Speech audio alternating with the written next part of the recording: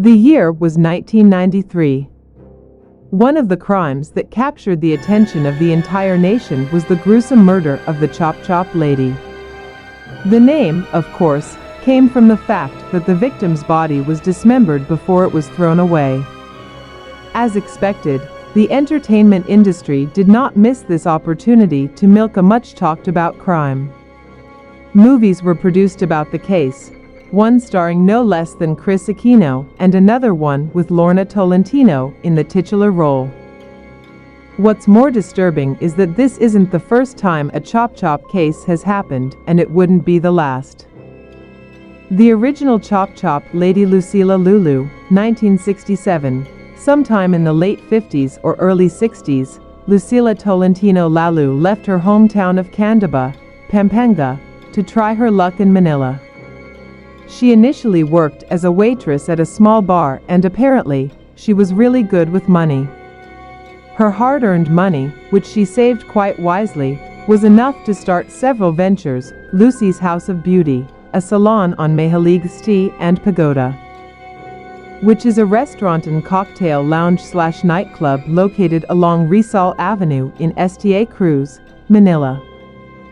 During this time, Lucila also met Aniano de Vera, a police officer who was married, but who nevertheless fell in love with her.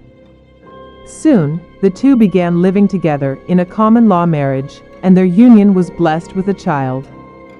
Like any career woman, Lucila was adeptly juggling her businesses and family life at 28 years old. Then one summer day in 1967, Lucila disappeared. None of the old newspaper clippings mentioned whether Lucila's family members or friends reported her missing. Maybe it was because they thought she was just spending time with someone else. It seemed to be an open secret that Lucila kept other lovers.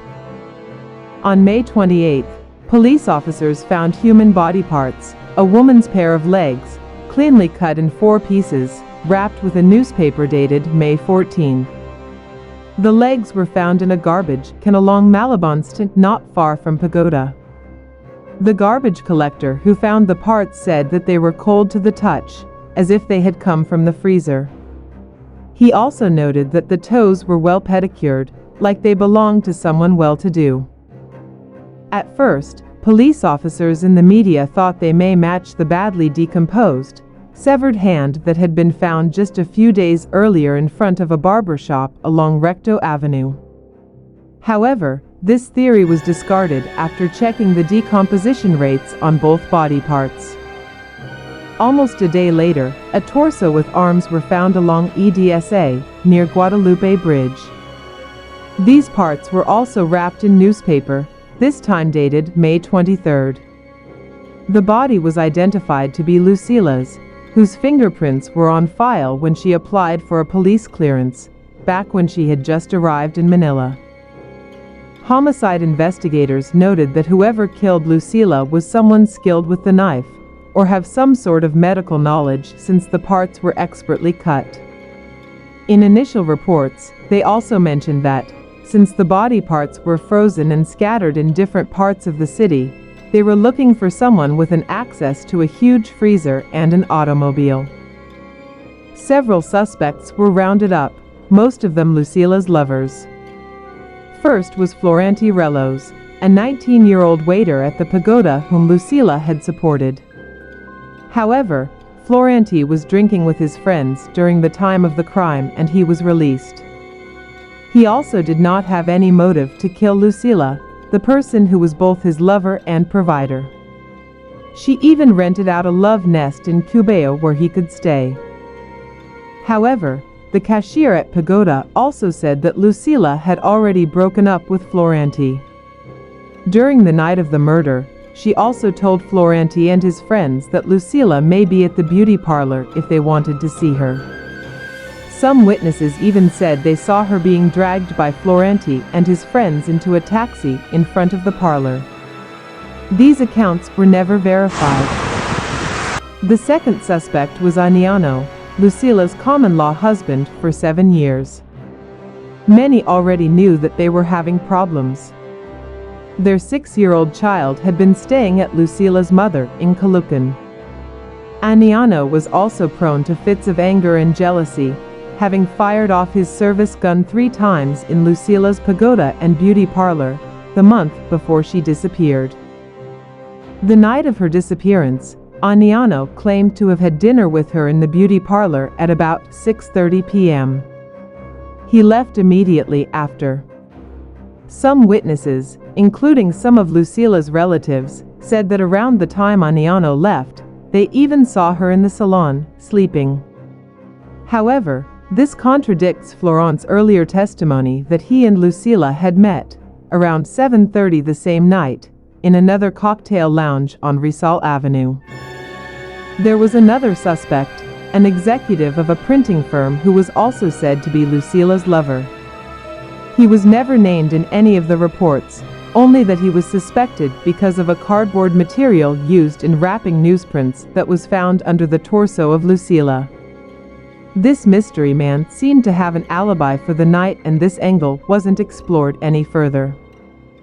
The last suspect was someone who came forward due to his guilty conscience, a 28-year-old dentistry student, Jose Luis Santiano. It was June 15, 1967 when news broke out that a handsome young man, son of a retired PC colonel, married and father of 5, confessed in his own handwritten statement that he experienced a mental blackout but remembers strangling Lucilla to her death. Jose Luis was also one of Lucila's lovers and was one of the boarders of the spare rooms in her parlor. In his initial testimony, he said that Lucilla had tried to seduce him, and that when he refused, she threatened to create a scandal. This was when Jose Luis lost his mind and killed her.